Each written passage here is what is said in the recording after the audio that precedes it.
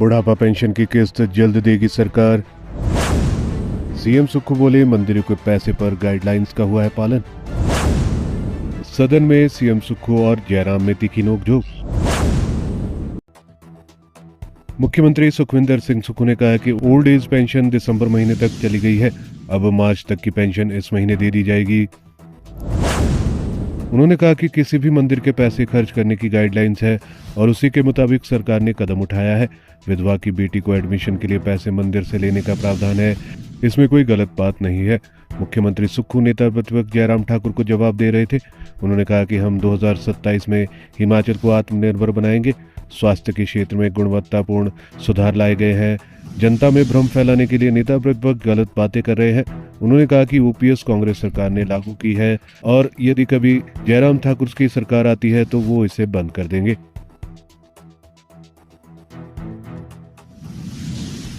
राजीव गांधी स्वरोजगार योजना में 3 पहलू है।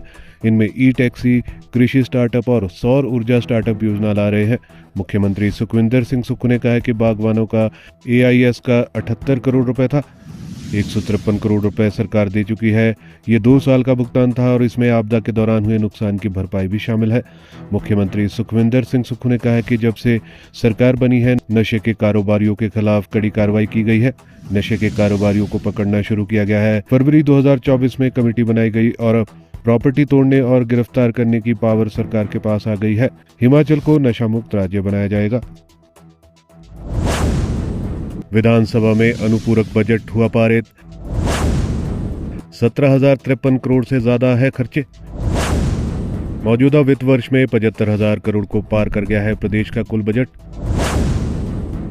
हिमाचल सरकार ने वर्तमान वित्त वर्ष में 17,053 करोड़ रुपए वित्त वर्ष के लिए निर्धारित किए गए 58,440 करोड़ के बजट से अतिरिक्त खर्च किए हैं। इस बारे में विनियोग विधेयक विधानसभा में रखा गया और इसके जरिए अनुपूरक बजट को पारित भी कर दिया गया। राज्य सरकार द्वारा विधानसभा में रखे गए आंकड़ों के अनुसार इस अनुपूरक बजट में से सबसे ज्यादा 10,137 करोड़ रुपए ट्रेजरी में कैश फ्लो बनाए रखने के लिए खर्च किए गए हैं। इसमें चूंकि मल्टीपल एंट्री भी होती है इसलिए ये राशि ज्यादा दिख रही है, जबकि करीब 7,000 करोड़ विभागों को अतिरिक्त बजट के तौर पर बांटे गए हैं। इस अनुपूरक बजट में सबसे ज्यादा 12,803 करोड़ कैपिटल एक्सपेंडिचर में खर्च किए गए हैं, जबकि रेवेन्यू एक्सपेंडिचर में 4,250 करोड़ रुपए हुए हैं। राज्य सरकार ने वर्तमान वित्त वर्ष के लिए 58,440 करोड़ का बजट पिछले साल प्रस्तुत किया था। इस बजट से अतिरिक्त खर्च होने वाली राशि को अनुपूरक बजट के तौर पर विधानसभा में रखना पड़ता है और इसकी अनुमति भी सदन से लेनी होती है। मुख्यमंत्री सुखविंदर सिंह सुक्खू ने अनुपूरक बजट को बजट सत्र के दूसरे दिन ही पेश किया और ध्वनिमत से इसे पारित भी कर दिया गया। मुख्यमंत्री ने उन विभागों का विवरण भी दिया है जिनके लिए ये अतिरिक्त राशि खर्च की गई है। इसमें शिक्षा, स्वास्थ्य, ग्रामीण विकास, पुलिस, खाद्य नागरिक आपूर्ति, विद्युत विकास से लेकर पर्यटन और विधानसभा तथा मंत्री परिषद भी शामिल है। इस तरह से यदि अनुपूरक बजट को भी वर्तमान वित्त वर्ष के लिए बजट में जोड़ दिया जाए तो प्रदेश का कुल बजट 75,000 करोड़ से ज्यादा का हो गया है। हालांकि अगले वित्त वर्ष के लिए राज्य के बजट का आकार क्या रहेगा इसका खुलासा 17 मार्च को मुख्यमंत्री के तीसरे बजट के साथ होगा। मंदिर के पैसे की एक गाइडलाइन जारी की जाती है। आप सड़कों के लिए खर्च करने के मंदिर का पैसा देते हैं। आप विधवा बेटियों की शादी के लिए डिप्टी कमिश्नर मंदिर के पैसा देता है। आप मकान बनाने के लिए मंदिरों के लिए पैसा देते हैं। जिसकी बारात आनी है उसके लिए आप 20-20 हजार रुपया मंदिरों से देते हैं।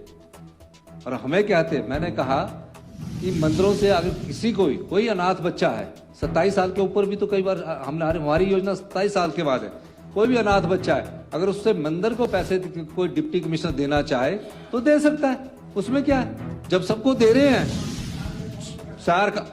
और मैं इस मंच के माध्यम से कहना चाहता हूं, विधवा की बहन की पढ़ाई के लिए सभी डिप्टी कमिश्नर, सुन लो, सभी डिप्टी कमिश्नर को एक निर्देश दिए गए हैं कि सरकार से भी बजट मांग लेना उसका। हमारी योजना सरकार से भी बजट मांग सकते हैं, लेकिन किसी की विधवा की बेटी की एडमिशन अगर डॉक्टर की पढ़ाई में होनी है और पैसे जमा करने हैं तो मंदिर के पास जब आप शादी के लिए देते हो उसमें दे देना और उससे हमसे वहां से वापस पैसा ले लेना। हम अपना वापस कर देंगे, जो डीसी मांगेगा अपनी योजना से वापस कर देंगे। लेकिन उस विधवा बेटी की पढ़ाई एडमिशन इस कारण नहीं रुकनी चाहिए कि पैसे के कारण उसकी एडमिशन। क्या बात करते हैं आप, सुना। हमने कहा कि जो अपने आप को हिंदू पार्टी कहती है, असली तो हम है ना, जिन्होंने छद्मवाद को हराकर, आप छद्म हिंदुत्व को हराकर जनसेवक पार्टी को लाया है, जनसेवा वाली पार्टी को लाया। इसलिए लाया कि आम लोगों के काम को हम कर सकें। सरकार ने ओपीएस लागू की, आप 2003 पर चले गए।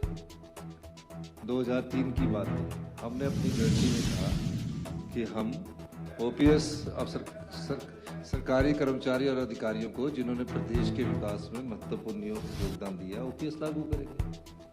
मुझे लगता है जिस तरह से आप चाहते हैं, आपके मन में तो ओपीएस लागू करना नहीं रहेगा।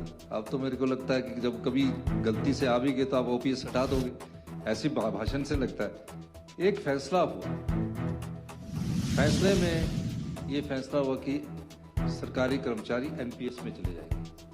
ठीक है, उस फैसले में एक दृष्टिकोण अपनाया गया कि सरकारी कर्मचारी का ईपीएफ का अंशदान 10% होगा, सरकार का 14% होगा।